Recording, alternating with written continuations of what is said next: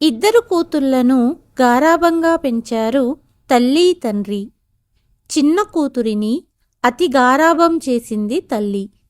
పెళ్ళైన 4 నెలలకే గర్భం దాల్చింది కూతురు. తండ్రి ఎంత చెప్పినా వినకుండా అప్పుడే పిల్లలు వద్దంటూ భర్తతో గొడవపడి తల్లి సహాయంతో అబార్షన్ చేయించుకుంది. ఈ విషయం తెలిసి విడాకుల నోటీసు పంపాడు అల్లుడు. తండ్రి తీసుకున్న ఒక్క నిర్ణయంతో కూతురు పొగరు దిగి ఇక నుండి పుట్టింటికి రాను అంటూ భర్త వద్దకు పరుగు తీసింది. ఇంతకీ కూతురికి వణుకు పుట్టించిన ఆ తండ్రి నిర్ణయమేంటి? అందరికీ నమస్కారం. కలియుగం కథలు ఛానల్కి స్వాగతం. ఈనాటి మన కథ ఒక తండ్రి నిర్ణయం. ఈరోజు మీ ఇద్దరికీ విడాకులు మంజూరు చేయబడింది. లాయర్ల వాదన తర్వాత జడ్జి గారు తీర్పును చెప్పారు. జడ్జి గారి తీర్పు విన్న తర్వాత కోర్టులో నిలబడిన విశాల్ మరియు మీనా వివాహ బంధం నుండి విముక్తులయ్యారు. ఇద్దరి చేతుల్లో కోర్టు ద్వారా మంజూరు కాబడిన విడాకుల పేపర్ ఉంది. ఇద్దరూ మౌనంగా నిలబడ్డారు.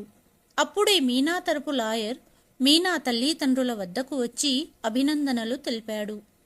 మీనా తల్లి సంతోషంగా లాయర్ గారికి ధన్యవాదాలు తెలుపుకుంది. కానీ మొదటి నుండి విడాకులకు విరుద్ధంగా ఉన్న విశాల్ మాత్రం తీర్పు విని చేతిలో విడాకుల పేపర్తో కుర్చీలో అలాగే కూర్చుండిపోయాడు. కానీ 6 నెలల నుండి ఈ రోజు కోసం వేచి చూస్తున్న మీనా ఎందుకో ఇవాళ కేసు గెలిచినా కూడా సంతోషంగా లేదు. చుట్టూరు అందరూ మాట్లాడుతున్నా తనకు ఏమీ వినపడడం లేదు. అప్పుడే ఎవరో పిలిచినట్టు వెనక్కు తిరిగి చూసింది. ఎదురుగా విశాల్ నిలబడి ఉన్నాడు. ఈ క్షణం నుండి నువ్వు స్వతంత్రురాలివి మీనా అన్నాడు విశాల్. కానీ విశాల్ మొహంలో బాధ, బాగా ఏడ్చినట్లు ఎర్రబడిన కళ్ళు గమనించింది మీనా. మీనా సమాధానం వినకుండానే విశాల్ అక్కడి నుండి వెళ్ళిపోయాడు. విశాల్, విశాల్ అంటూ మీనా గట్టిగా పిలుస్తుంది. అంతలోనే మీనా, మీనా ఏమైంది అంటూ తల్లి పిలవడంతో నిద్ర మేల్కొంది మీనా. ఏమైంది మీనా, ఏదన్నా కలగన్నావా? నిద్ర నుండి మేల్కొన్న కూతుర్ని అడిగింది తల్లి. 2 రోజుల్లో కోర్టు తీర్పు వస్తుంది. ఇక విశాల్ పేరు పూర్తిగా మర్చిపోతావు. ఆ తర్వాత నా కూతురు కొత్త జీవితాన్ని ప్రారంభిస్తుంది. తొందరగా స్నానం చేసిరా, నీకోసం టిఫిన్ రెడీ చేస్తాను అన్నది తల్లి పూర్ణ. కానీ ఈరోజు తల్లి మాటలు మీనాకు ఎందుకో నచ్చడం లేదు. గదిలో నుండి తల్లి వెళ్ళిపోయాక మీనా వెక్కి వెక్కి ఏడవడం మొదలుపెట్టింది. ఇంతకు ముందు ఇలా ఏడుస్తే నీ కళ్ళ నుండి ఒక్క చుక్క నీరు కూడా నేను చూడలేను.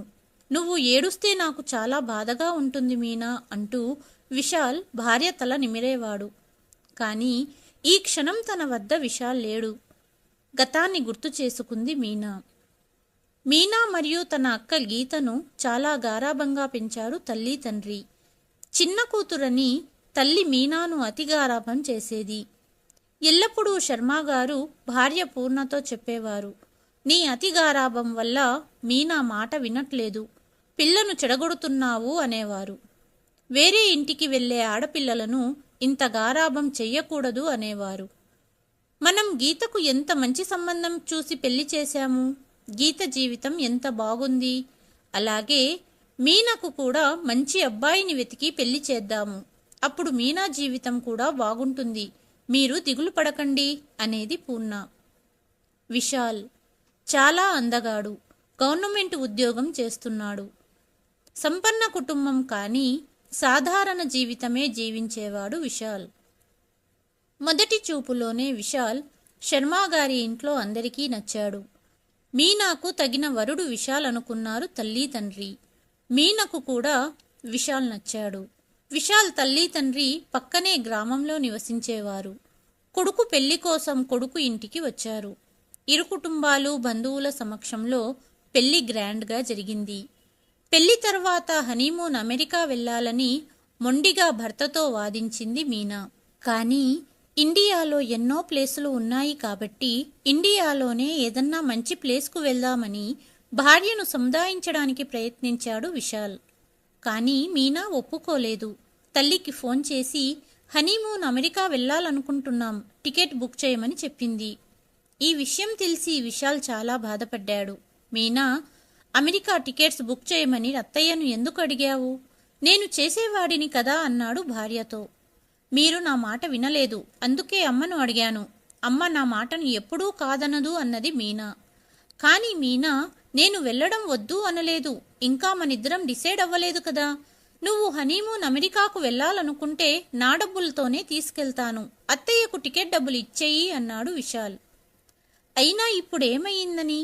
ఇందులో అంత బాధపడడానికేముంది? అమ్మా నాన్న ఏమీ అనుకోరు అన్నది మీనా. చివరికి మీనా మాటను ఒప్పుకోవలసి వచ్చింది విశాల్. పెళ్లి అయిన వారానికి ఇద్దరూ బయలుదేరి అమెరికా వెళ్లారు. ఆ రోజుకు విశ్రాంతి తీసుకుని మరుసటి రోజు నుండి తిరగడానికి వెళ్లారు. బయటి ప్రదేశాలను చూస్తూ మీనా చిన్నపిల్లలాగా సంతోషపడింది. విశాల్, నిజంగా కలలాగే ఉంది. అమ్మా నాన్న టికెట్స్ బుక్ చేసినందుకు ఇక్కడికి రాగలిగాము. లేకపోతే మీరు నన్ను దగ్గరలో ఉన్న ఊర్లకు తీసుకెళ్లేవారు. అమెరికా చూడాలనే నా కల ఇప్పటికి తీరింది అన్నది మీనా. తల్లి తండ్రి వల్లే రాగలిగాము అన్న మీనా మాటలకు విశాల్ బాధపడ్డాడు. కానీ మీనా అసలు విశాల్ని పట్టించుకోలేదు. మీనా తెలియక అలా మాట్లాడింది అనుకున్నాడు విశాల్. అలాగే మీనా అమాయకత్వం విశాల్కు చాలా నచ్చేది. రోజులు గడుస్తున్నాయి. ఇద్దరూ అమెరికాలో సంతోషంగా గడిపారు. వారం గడిచిపోయింది. ఇద్దరూ కలిసి ఇండియా తిరిగి వచ్చారు. ఇండియా వచ్చిన వాళ్లను రిసీవ్ చేసుకోవడానికి పూర్ణాగారు డ్రైవర్తో రెడీగా నిలబడ్డారు. అంతలోనే కూతురు అల్లుడు బయటికి వచ్చారు. ఈరోజు మీ ఇద్దరూ ప్రయాణంలో అలసిపోయారు. నాతో పాటు ఇంటికి రండి అంటూ ఆహ్వానించింది పూర్ణ. లేదత్తయ్యా, ఇంటి వద్ద అమ్మా నాన్న వెయిట్ చేస్తున్నారు. మేము హనీమూన్ నుండి తిరిగి ఇండియా వచ్చాక వాళ్ళు గ్రామానికి వెళ్ళిపోతామన్నారు. అప్పుడు మేము మీ ఇంటికి వస్తాము అన్నాడు విశాల్. కానీ అల్లుడుగారు, నేను మీకోసం ఇంటి దగ్గర చాలా వంటలు వండించాను. అలాగే మీనా కూడా బాగా అలసిపోయింది అన్నది పూర్ణ. తల్లి మాటలతో మీనా కూడా తల్లితో వెళ్లాలనింది. సరే మీనా, నువ్వెళ్ళు, కానీ రేపటి నుండి నేను ఆఫీస్ వెళ్ళాలి అంటూ విశాల్ బయలుదేరి వెళ్ళిపోయాడు. తల్లితో ఇంటికొచ్చిన కూతురిని చూసిన తండ్రి మీనను సముదాయిస్తూ చెప్పాడు. మీనా, నువ్వు ముందు మీ అత్తగారింటికి వెళ్ళాలి. నీకోసం మీ అత్తయ్య మామయ్య ఎదురు చూస్తుంటారు అన్నారు శర్మగారు. మీరేంటండి, ఇన్ని రోజుల తర్వాత వచ్చిన కూతురిని ఎలా ఉందో అడగడం మానేసి ఇంటి నుండి వెళ్ళిపోమంటున్నారు? అయినా అత్తగారిల్లు ఎక్కడికి పోదులేండి అంటూ కూతురికి సపోర్టుగా మాట్లాడింది పూర్ణ. తండ్రి చెప్పాడని మీనా ఆ రోజు సాయంత్రమే అత్తగారింటికి వెళ్ళింది. మరుసటి రోజు విశాల్ ఆఫీసు వెళ్తూ మీనాను నిద్రలేపాడు. మీనా, టైం 9 అవుతుంది, నేను ఆఫీస్ వెళ్ళాలి. ఇంతసేపు గదిలో నిద్రపోతూ ఉంటే అమ్మా నాన్న ఏమనుకుంటారు అన్నాడు. విశాల్, ప్రయాణం చేసి అలసటగా ఉంది, నన్ను కాసేపు నిద్రపోనివ్వు అన్నది మీనా. విశాల్ ఆఫీస్ బ్యాగ్ తీసుకుని గది నుండి బయటికొచ్చాడు. తల్లి ప్లేట్లో టిఫిన్ పెట్టింది. మీనా ప్రయాణం చేసి అలసిపోయిందమ్మా, అందుకే ఇంకా నిద్ర లేవలేదు అన్నాడు. ఏం పర్లేదు విశాల్, కోడలిని పడుకోనివ్వు అన్నది తల్లి. కొడుకు కోడలు హనీమూన్ నుండి వచ్చాక తల్లి తండ్రి వారమున్నారు కొడుకు ఇంట్లో. అత్తయ్య మామయ్యలు ఉన్నప్పుడు ఒక్కరోజు కూడా మీనా ఇంట్లో ఏ పని చెయ్యలేదు. రోజూ షాపింగ్ అంటూ స్నేహితులంటూ వెళ్ళిపోయేది, లేదా రోజూ గంటల కొద్దీ తల్లితో ఫోన్ మాట్లాడేది. చిన్నపిల్ల, తనే మారుతుంది అనుకున్నారు అత్తయ్య మామయ్యలు. మీనాను కూతురిలా దగ్గరికి తీసేవారు. ప్రతిరోజు అత్తయ్య మామయ్యతో చాలా కబుర్లు చెప్పేది మీనా. ఒక వారం రోజులకు మీనా అత్తయ్య మామయ్య వెళ్ళిపోయారు. అత్తా మామయ్యలు వెళ్ళిపోయాక మీనకు ఇంట్లో ఒంటరితనం ఆవహించినట్లయింది. ఎందుకంటే విశాల్ ఎప్పుడూ తన పనిలో బిజీగా ఉండేవాడు. రోజులు గడుస్తున్నాయి. ఒకరోజు మీనా విశాల్తో చెప్పింది, ఏవండి, మనం బయట తిరగడానికి వెళ్ళక చాలా రోజులయ్యింది. కొత్త సినిమా వచ్చింది. సాయంత్రానికి ఇంటికి త్వరగా రండి. ముందు సినిమా వెళ్దాం, ఆ తర్వాత డిన్నర్ చేయడానికి వెళ్దాం అన్నది మీనా. ఎప్పుడూ ఆఫీసులో బిజీగా ఉండే విశాల్ వద్దనలేక సరే అన్నాడు. మీనా బయటికెళ్లడానికి చాలా ఉత్సాహంగా ఉంది. సాయంత్రం అయ్యేటప్పటికీ మంచి డ్రెస్సు వేసుకుని మేకప్ వేసుకొని రెడీగా ఉంది. అప్పుడే విశాల్ ఫోన్ చేశాడు. మీనా, ఈరోజు ఆఫీసులో పని ఎక్కువగా ఉంది, నేను రాలేను అన్నాడు. మీనాకు కోపం వచ్చింది. వెంటనే తల్లి తండ్రి వద్దకు వెళ్ళి ఏడుస్తూ జరిగినదంతా చెప్పింది. తండ్రి చాలా ప్రేమగా సముదాయించారు. నిజంగానే విశాల్కు పని ఉందేమో, అందుకే ఇంత కోపడి వచ్చేస్తే ఎలాగా అన్నారు. అంత పని ఏముంది అల్లుడిగారికి? నా కూతురేమన్నా ఇంటి పని మనిషి అనుకున్నాడా? రోజంతా ఇంటి పని చేస్తుంది కదా, సినిమా తీసుకెళ్లలేడా అన్నది పూర్ణ. మనం వెళ్దాం పద మీనా, షాపింగ్ వెళ్ళి డిన్నర్ కూడా బయటే తినేద్దాం అన్నది తల్లి. తల్లి మాటలు విన్న మీనా సంతోషంగా, అందుకే నువ్వంటే నాకిష్టమమ్మా, నా గురించి ఎంత ఆలోచిస్తావో నువ్వు అంటూ తల్లిని హత్తుకుంది. మీనా తల్లితో షాపింగ్ వెళ్ళిపోయింది. ఇక అటు విశాల్ తొందరగా తన పని చేసి ఇంటికి రావాలని తొందరగా పనిచేస్తున్నాడు. సినిమా వేరే రోజు వెళ్ళొచ్చు, కనీసం డిన్నర్ సమయానికైనా మీనాను బయటికి తీసుకెళ్తాను అనుకున్నాడు మనసులో. కాసేపటికి మీనాకు సర్ప్రైజ్ ఇవ్వడానికి ఇంటికి చేరుకున్నాడు. కానీ మీనా ఇంట్లో లేకపోవడంతో ఆశ్చర్యపోయాడు. వెంటనే భార్యకు ఫోన్ చేశాడు. సారీ విశాల్, నేను అమ్మతో డిన్నర్ చేయడానికి బయటికొచ్చాను అన్నది. ఒకసారి ఫోన్ చేసి చెప్పిండాల్సింది కదా మీనా అన్నాడు విశాల్. విశాల్ అంత ఆలోచించలేదు. అయినా నువ్వు రావడం లేటవుతుంది అన్నావు. మూడంతా పాడయ్యింది. అమ్మ నా గురించి ఆలోచిస్తుంది కాబట్టి జరిగినదంతా అమ్మతో చెప్పగానే అమ్మ నన్ను డిన్నర్ తీసుకొచ్చింది. మధ్యాహ్నం వండిన అన్నం పప్పు ఉంది, వేడి చేసుకుని తినండి, నేను కాసేపట్లో ఇంటికి వస్తాను అన్నది మీనా. తన తల్లి తన గురించి ఆలోచిస్తుంది అన్న మీనా మాటలు విశాల్కు బాధను కలిగించాయి. భోజనం తినకుండా నిద్రపోయాడు. కాసేపటికి మీనా ఇంటికి వచ్చింది. మరుసటి ఉదయం విశాల్ ఆఫీస్ బయలుదేరుతుండగా విశాల్ తల తిరుగుతున్నట్టుగా ఉంది అంటూనే బాత్రూంలో వాష్ బేసిన్ వైపు వెళ్ళింది. వెంటనే వాంతి చేసుకుంది మీనా. విశాల్ ఆందోళనగా, మీనా, నిన్న నువ్వు బయట తిన్నావు కదా, అందుకే డైజెస్ట్ అవ్వక వాంతైనట్టుంది, ముందు హాస్పిటల్ వెళ్దాం పదా అన్నాడు. విశాల్ ఆఫీస్కు ఫోన్ చేసి లేటుగా వస్తానని చెప్పాడు. వెంటనే మీనాను డాక్టర్ వద్దకు తీసుకువెళ్లాడు. మీనాను చెకప్ చేసిన డాక్టర్ కాసేపటికి విశాల్ని లోపలికి పిలిచింది. డాక్టర్, అంతా బాగానే ఉంది కదా, కంగారుగా అడిగాడు విశాల్. మీరు కంగారు పడవలసిన అవసరం లేదు, ఇది సంతోషపడవలసిన విషయం, మీరు తండ్రి కాబోతున్నారు అన్నది డాక్టర్. ఇది విన్న విశాల్ సంతోషానికి హద్దులు లేవు. కానీ మీనా దిగులుగా కూర్చుంది. డాక్టర్ రాసిచ్చిన మందులు తీసుకుని ఇద్దరూ ఇంటికి బయలుదేరారు. ఇంటికి తిరిగి వస్తున్నప్పుడు దారిలో విశాల్, ఇప్పుడే నాకు పిల్లలు వద్దు అన్నది మీనా. ఈ మాట విని విశాల్ షాక్ అయ్యాడు. మీనాను సముదాయిస్తూ, మీనా, ఇప్పుడిలాగే అంటావు, కానీ రేపు బాబు పుట్టాక మమ్మల్ని మర్చిపోతావు, బాబు వెనకాలే ఉంటావు చూడు అన్నాడు. విశాల్ మాటలకి ముఖం మీద చిరునవ్వుతో విశాల్ భుజంపై తల వాల్చింది మీనా. ఎప్పటి నుండి మీనా గర్భవతి అని తెలిసిందో అప్పటి నుండి విశాల్ భార్యను కంటికి రెప్పలా చూసుకుంటున్నాడు. ఫుల్ టైం మెయిడ్ని పెట్టాడు. 1 వారం గడిచింది. మీనా స్నేహితురాలి నుండి ఫోన్ వచ్చింది. కాసేపు ఆ మాటలు ఈ మాటలు మాట్లాడాక మీనా స్నేహితురాలితో తను తల్లి కాబోతున్న విషయం చెప్పింది. ఆశ్చర్యపోయిన స్నేహితురాలు, what are you saying Meena, ఇంత తెలివి తక్కువగా ఎలా ఉన్నావు? నీ పెళ్లి అయ్యి సంవత్సరం కూడా కాలేదు. లైఫ్ ఎంజాయ్ చేయవలసిన సమయంలో ఇలాంటి విషయంలో తొందరపడ్డావెందుకు? ఒకసారి పిల్లలు పుట్టారంటే ఇక స్వేచ్ఛగా బ్రతకలేవు అన్నది.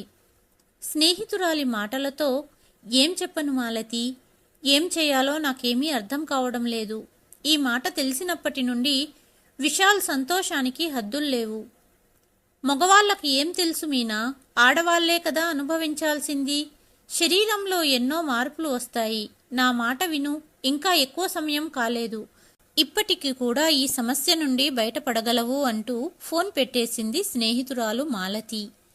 ఫోన్ పెట్టేశాక మీనా ఆలోచిస్తుంది. తనకు ఒకసారి భర్త సంతోషం గుర్తొస్తుంది, మరోసారి తన స్వేచ్ఛ. చాలాసేపు ఆలోచించాక తను ఒక నిర్ణయానికి వచ్చింది. తల్లికి ఫోన్ చేసి విషయం చెప్పింది. అలాగే ఇప్పుడే నాకు పిల్లలు వద్దు అనింది. నీకేం చెయ్యాలనిపిస్తే అది చెయ్యి, నేను నీ నిర్ణయాన్ని సమర్థిస్తాను అన్నది తల్లి పూర్ణ. సాయంత్రం ఆఫీసు నుండి వచ్చిన భర్తతో విశాల్, నేను నిర్ణయించుకున్నాను. దేని గురించి మీనా అన్నాడు విశాల్. ఇప్పుడే నాకు పిల్లలు వద్దు. తన చెవులని తనే నమ్మలేకపోయాడు విశాల్.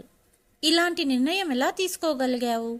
మాతృత్వం అనేది ఆడదానికి గొప్ప వరం. అలాంటి నువ్వు నీ కడుపులో పెరుగుతున్న బిడ్డను చంపుకోవాలనుకుంటున్నావా అన్నాడు కోపంగా. కాసేపటికి విశాల్ కోపాన్ని అణుచుకుంటూ ప్రేమగా, ఈ బిడ్డ బాధ్యత కేవలం నీది కాదు, నేను కూడా నీకు సహాయంగా ఉంటాను. రాత్రిళ్ళు బిడ్డను పడుకోబెట్టే బాధ్యత నాది. డైపర్ చేంజ్ చేస్తాను, పాల డబ్బా పట్టిస్తాను అన్నాడు విశాల్. కమాన్ విశాల్, నన్ను ఎమోషనల్లీ బ్లాక్మెయిల్ చేయకు. డాక్టర్తో మాట్లాడాను, రేపు వెళ్ళి డాక్టర్ని కలుద్దాం, బిడ్డను వదిలించుకుందాం అన్నది మీనా. అసలు ఇలా ఎలా ఆలోచించగలిగావు మీనా? మన బిడ్డ నీకు భారంగా ఉందా అంటూ విశాల్ కోపంగా అరిచాడు. విశాల్, నీకు చెప్పాలి కాబట్టి చెప్పాను. నాతో వస్తావా రావా అనేది నీ ఇష్టం. బిడ్డకు జన్మనివ్వాలో లేదో అనే నిర్ణయం తీసుకునే హక్కు నాకు ఉంది అన్నది మీనా. బిడ్డపై నీకెంత హక్కు ఉందో తండ్రిగా నాకు అంతే హక్కు ఉంది. నువ్వు ఒక్కదానివే ఎలా నిర్ణయించేస్తావు అన్నాడు విశాల్ కోపంగా. విశాల్, నేను నీతో గొడవ పడదలుచుకోలేదు. నేను నిర్ణయించుకున్నది నేను చేస్తాను అంటూ మీనా గదిలోకి వెళ్ళిపోయింది. కానీ విశాల్కు నిద్ర పట్టడం లేదు. మరుసటి ఉదయం మీనా ఇంటికి ఫోన్ చేశాడు. మీనా తండ్రి శర్మగారు ఫోన్ లిఫ్ట్ చేశారు. మీనా తల్లి కాబోతున్న విషయం చెప్పాడు విశాల్. శుభవార్త చెప్పారు అల్లుడు గారు అన్నారు శర్మగారు. కానీ మామయ్య, మీనా నా మాట వినడం లేదు. తను ఈ బిడ్డకు జన్మనివ్వాలనుకోవట్లేదు అన్నాడు విశాల్. నేను మాట్లాడతాను అన్నారు శర్మగారు. శర్మగారు కూతురికి ఫోన్ చేసి చాలా సముదాయించాలని చూశారు. కానీ తను నిర్ణయం మార్చుకోవటానికి రెడీగా లేదు.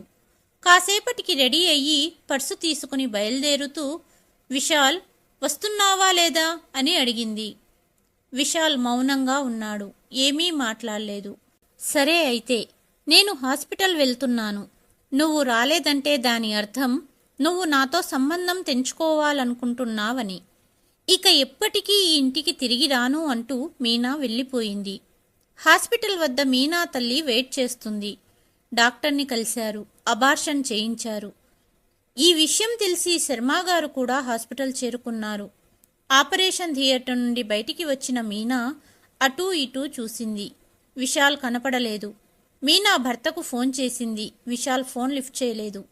కనీసం ఫోన్ కూడా మాట్లాడనంత తప్పు నేనేం చేశాను అంటున్న మీనా మాటలు విని, మీనా, ఈరోజు నువ్వు చేసిన తప్పు వేరొకరు చేస్తే మాట్లాడడం మాట వదిలేయి, సంబంధాన్నే తెంచుకుంటారు. నిజం చెప్పాలంటే ఈరోజు నా పెంపకం మీదే నాకు సిగ్గుగా ఉంది అంటూ శర్మగారు గదిలో నుండి బయటికి వెళ్ళిపోయారు. మీనా మళ్ళీ విశాల్కు ఫోన్ చేసింది. చాలాసార్లు ఫోన్ మోగిన తర్వాత విశాల్ ఫోన్ లిఫ్ట్ చేశాడు. ఇంకేం మిగిలి ఉంది చెప్పటానికి? మన ప్రేమకు గుర్తును ఈ లోకంలోకి రాకముందే చంపేశావని చెప్పడానికి ఫోన్ చేశావా? నీకసలు తల్లయ్యే అర్హతే లేదు. నీకేం తెలుసు మాతృత్వం గురించి అంటూ కోపంగా అన్నాడు విశాల్. విశాల్, నన్ను తీసుకెళ్లడానికి ఎప్పుడొస్తావు అని అడిగింది మీనా. మనము కూర్చొని మాట్లాడుకుందాం అన్నది. ఇంకేం మిగిలి ఉంది మాట్లాడడానికి? నీకు ఎప్పుడు రావాలంటే అప్పుడు ఇంటికి రా. నేను ఎప్పటికీ నీ వద్దకు రాను అంటూ ఫోన్ పెట్టేశాడు విశాల్. అప్రయత్నంగా మీనా కళ్ళ నుండి నీరు కారుతుంది. నా ప్రతి అవసరాన్ని తీర్చే నా భర్త ఇంత కఠినంగా ఎలా మారాడు అనుకుంటూ కన్నీళ్లు కారుస్తుంది. అప్పుడే పూర్ణ గదిలోపలికి వచ్చింది.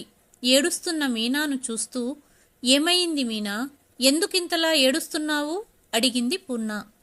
అమ్మా, విశాల్ చాలా కోపంగా ఉన్నాడు. ఎప్పటికీ నన్ను తీసుకెళ్లడానికి రాను అన్నాడు. అంత పెద్ద తప్పు నేనేం చేశానమ్మా అంటూ తల్లిని హత్తుకుని ఏడుస్తూ చెప్పింది. కూతురి కన్నీళ్లను తుడుస్తూ, ఎవరు చెప్పారు నువ్వు దోషివని?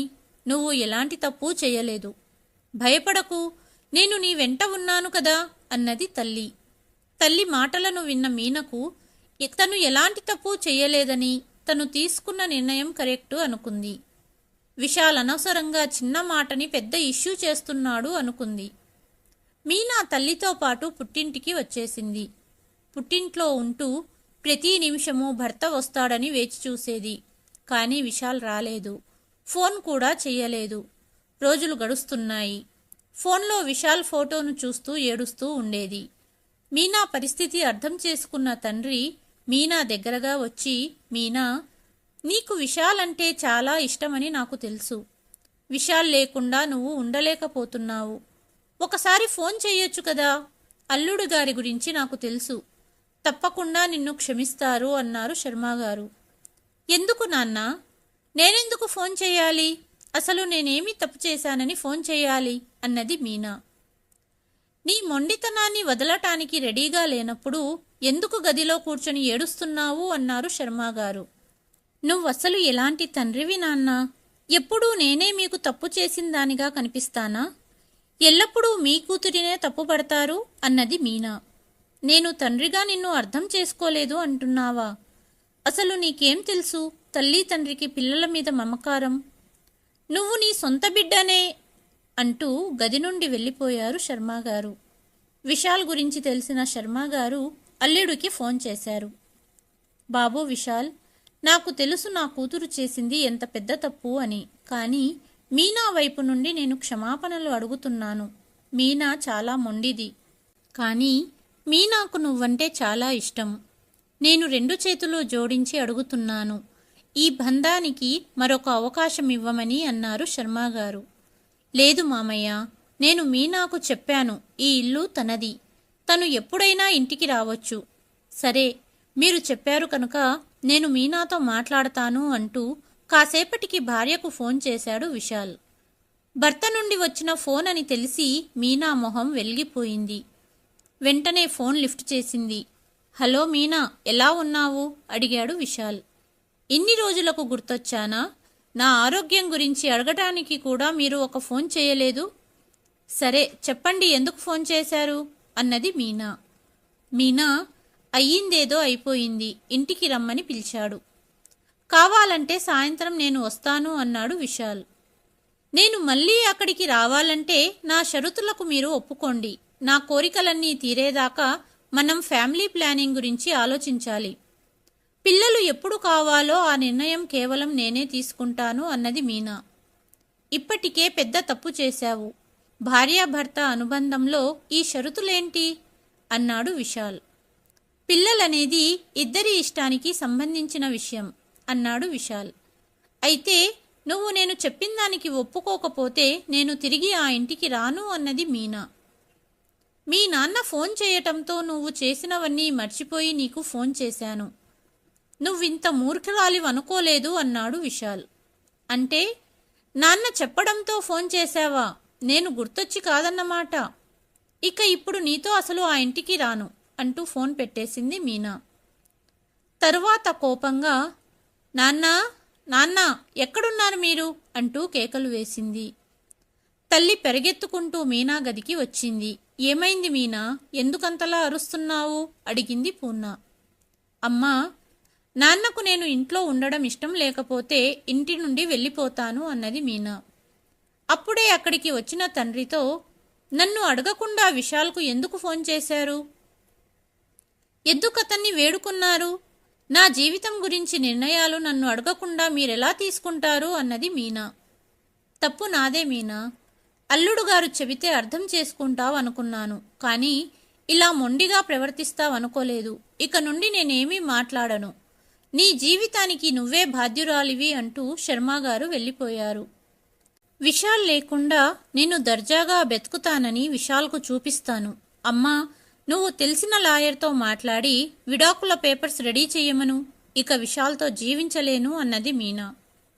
విడాకుల మాట విని, మీనా, ఇంత కోపం ఎందుకు? కాస్త ప్రశాంతంగా ఆలోచించు. ఈ నిర్ణయంతో నువ్వే బాధపడకూడదు అన్నది తల్లి. లేదమ్మా, నేను డిసైడ్ అయ్యాను అన్నది మీనా. అసలు ఫోన్లో ఏం మాట్లాడావు అడిగింది తల్లి. విశాల్తో ఫోన్లో మాట్లాడినదంతా చెప్పింది. అంతా విన్న పూర్ణ, నువ్వేది కావాలంటే అది చేస్తాను అనింది. కొద్ది రోజుల్లోనే విశాల్కు విడాకుల నోటీస్ అందింది. విడాకులు చూశాక భూమి కదిలినట్టుగా అనిపించింది విశాల్కు. తల పట్టుకుని కూర్చుండిపోయాడు. మీనా ఇలా ఎప్పటికీ చెయ్యదు అంటూ ఫోన్ చేశాడు. కానీ అటువైపు మీనా తల్లి ఫోన్ లిఫ్ట్ చేసింది. నేను మీనాతో మాట్లాడాలి అన్నాడు విశాల్. ఇంకా ఏమీ మిగల్లేదు మాట్లాడ్డానికి. మీనా నీతో మాట్లాడదట అన్నది పూర్ణ. నేను తెలుసుకోవాలనుకుంటున్నాను, అసలు మీనా ఎందుకిలా చేస్తుంది అన్నాడు విశాల్. ఇక అన్నీ కోర్టులోనే మాట్లాడు అంటూ ఫోన్ పెట్టేసింది అత్తయ్య. రోజులు గడుస్తున్నాయి. మీనా పోస్ట్ మ్యాన్ వచ్చాడు చూడు అన్నది తల్లి. బయటికి వెళ్లి లెటర్ తీసుకుని సంతకం పెట్టింది మీనా. లెటర్ తెరిచి చూసింది. విడాకుల కాగితాలపై విశాల్ సంతకం చూసింది. అంటే విశాల్ కూడా ఈ రిలేషన్లో ఉండదలుచుకోవట్లేదు. నేను పిచ్చిదాన్ని. ఇప్పుడే తనతో మాట్లాడాలనుకున్నాను. తనకు నాతో జీవించాలని లేనప్పుడు నేనెందుకు ఫోన్ చేయాలి అనుకుంది. రోజులు గడుస్తున్నాయి. ఒకనాడు బజారు వెళ్ళింది మీనా. దారిలో స్నేహితురాలు మాలతి కనపడింది. చూడడానికి మాలతిలో ఏదో తేడాగా అనిపించి, మాలతి, ఆరోగ్యం బాగాలేదా అడిగింది మీనా. అలాంటిదేమీ లేదు మీనా, నేను తల్లిని కాబోతున్నాను అన్నది మాలతి. ఇదే స్నేహితురాలి మాటను విని మీనా తన బిడ్డను కాదనుకుంది. అదేంటి మాలతి, నాతో చెప్పావు కదా అప్పుడే పిల్లలు వద్దు అని. కానీ నిజమే మీనా, ఇప్పుడు కాకపోయినా 2 సంవత్సరాలకైనా మనము పిల్లల్ని కనాలి కదా. అది దేవుడు ఇచ్చినప్పుడే ఎందుకు కాకూడదు అని బిడ్డను కనాలనుకున్నాను అన్నది మాలతి. ఇక మీనా ఏమీ చెప్పలేక ఇంటికి వచ్చేసింది. కానీ మొదటిసారి తప్పు చేశానా అనే ఆలోచన కలిగింది మీనాకు. అంతలో తల్లి గదిలోకి వచ్చి, మీనా, లాయర్ గారు ఫోన్ చేశారు. 2 రోజుల్లో హియరింగ్ ఉందట. ఆ రోజు విడాకులు మంజూరు చేస్తారట. ఇక నువ్వు ఆ జైలు నుండి విముక్తి పొందుతావు అన్నది తల్లి. విడాకులు తీసుకున్న తర్వాత నేను ఒక అబ్బాయిని చూశాను, చాలా ధనికుడు. నిన్ను నెత్తిమీద పెట్టుకుని చూసుకుంటాడు అంది తల్లి. అమ్మా, నేను మళ్ళీ పెళ్లి చేసుకోను. నన్ను ఒంటరిగా వదిలేయి కాసేపు అన్నది మీనా. ఫోన్లో భర్త ఫోటోను చూస్తూ ఏడుస్తుంది. అంతలో శర్మగారు వచ్చారు. కూతురి తలపై చెయ్యి వేసి, మీనా, ఎందుకమ్మా ఏడుస్తున్నావు? నువ్వు కోరుకున్నది ఇదే కదా అన్నారు. నాన్న, నన్ను క్షమించు. నా మొండితనం, నా అహంకారం నన్ను ఒంటరిదాన్ని చేసింది. ప్రతి నిమిషమూ నన్ను కళ్ళలో పెట్టుకుని చూసుకున్న విశాల్ను ఎన్ని మాటలన్నాను. నా వలన ఎంత బాధ అనుభవించాడు. నా మీద నాకే అసహ్యం వేస్తుంది అన్నది మీనా. మీనా, పెళ్లి అనేది ఇద్దరి జీవితాలతో ముడిపడి ఉంటుంది. విశాల్ చక్కగా తన బాధ్యత నెరవేర్చాడు. కానీ నువ్వు నీ బాధ్యత నెరవేర్చలేకపోయావు. ఇక నువ్వు నీ బంధాన్ని నిలుపుకునే మార్గాన్ని వెతుకు అన్నారు శర్మగారు. వెంటనే మీనా విశాల్కు ఫోన్ చేసింది. కానీ ఎవ్వరూ ఫోన్ లిఫ్ట్ చేయలేదు. చాలాసార్లు ఫోన్ చేసినా ఎవ్వరూ లిఫ్ట్ చేయలేదు. మరుసటి ఉదయం మీనా విశాల్ను కలవడానికి వెళ్లాలని నిర్ణయించుకుంది. మరుసటి రోజు విశాల్ ఆఫీస్కు వెళ్ళింది మీనా. తానెవరో సెక్రటరీతో చెప్పింది. మీనాను కూర్చోమని. మీటింగ్లో ఉన్న విశాల్ వద్దకు వెళ్ళి సెక్రటరీ విషయం చెప్పాడు. 3 గంటల తర్వాత మీటింగ్ పూర్తయింది. మీటింగ్ అయ్యాక మీనా ఆఫీసులో ఉన్న విశాల్ గదికి వెళ్ళింది. రాత్రంతా ఏడ్చిందని మీనా ముఖం కళ్ళు చూసి విశాల్కు అర్థమయ్యింది. విశాల్, మనం ఈ బంధానికి ఇంకొక అవకాశం ఇద్దామా అంటూ విశాల్ ముందు ఏడ్చింది మీనా. మీనా, పెళ్ళి అంటే నీకు ఆటలాగా అనిపిస్తుంది. నువ్వు చేసిన పనులతో మనసు విరిగిపోయింది. నేను ఇప్పుడిప్పుడే కాస్త కోలుకుంటున్నాను. ఇక మనము ఒకటవ్వడం కుదరదు అన్నాడు విశాల్. మీనా భర్త ఎదుట వెక్కి వెక్కి ఏడుస్తుంది. కానీ విశాల్ మనసు కరగలేదు. వేరే మీటింగ్ ఉందని వెళ్ళిపోయాడు. కానీ కారులో కూర్చొని మీనాను తలుచుకొని విశాల్ బాధపడ్డాడు. వెంటనే విశాల్ మీనా తండ్రికి ఫోన్ చేసి, మీరెందుకిలా చేయమన్నారని అడిగాడు. బాబు విశాల్, తండ్రిగా నా కూతురి జీవితాన్ని చెక్కబెట్టడం నా బాధ్యత. మీనా గురించి నాకు బాగా తెలుసు. ఎటువంటి ఫలితమైనా వెంటనే దొరికితే దానికి వాల్యూ ఉండదు. అందుకే మీనా నీ వద్దకు బయలుదేరగానే ఫోన్ చేసి చెప్పాను. తను ఏడ్చినా తనతో బంధాన్ని కొనసాగనివ్వను అని చెప్పమని అన్నారు శర్మగారు. ఇంటికి తిరిగి వచ్చిన మీనా ఏడుస్తూ ఇంటి లోపలికి వచ్చింది. నాన్న, విశాల్ని వదులుకోను. నేను నా ఇంటికే వెళ్తున్నాను. ఏది ఏమైనా నా బంధాన్ని తిరిగి దక్కించుకుంటాను అంటూ తన బ్యాగ్ సర్దుకుని వెళ్ళబోయిన కూతురిని ఆపే ప్రయత్నం చేసింది తల్లి పూర్ణ. అంతలోనే చల్లుమనే శబ్దం. అసలు అమ్మాయి జీవితం నాశనం అవ్వటానికి నువ్వే కారణం. ఈ చెంపదెబ్బ ఎప్పుడో పడవలసింది అన్నారు శర్మగారు భార్య పూర్ణతో. ఇంటికి వెళ్ళిన మీనను దగ్గరికి తీసుకున్నాడు విశాల్. ఇంకోసారి ఇలాంటి తప్పు చెయ్యను అన్నది మీనా. నిజ జీవితంలో జరిగిన కొన్ని సంఘటనల ఆధారంగా ఈ కథను రాయడం జరిగింది. కథ కనుక నచ్చినట్లయితే please like, share and subscribe to Telugu voice. మరి ఒక కథతో మళ్ళీ కలుస్తాను. అంతవరకు సెలవు.